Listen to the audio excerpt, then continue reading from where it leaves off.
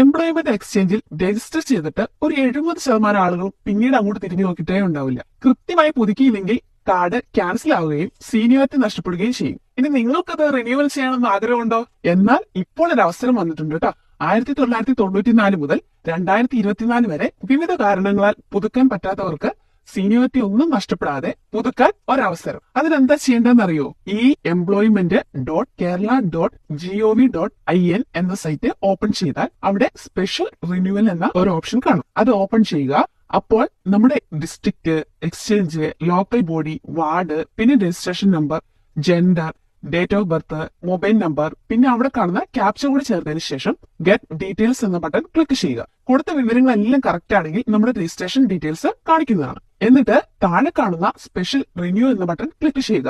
അങ്ങനെ സീനിയോറിറ്റി ഒന്നും നഷ്ടപ്പെടാതെ തന്നെ എംപ്ലോയ്മെന്റ് രജിസ്ട്രേഷൻ കാർഡ് പുതുക്കാൻ സാധിക്കുന്നതാണ്. വീഡിയോ ഉപകാരപ്പെട്ടാൽ ഒന്ന് ഷെയർ ചെയ്തോട്ടോ.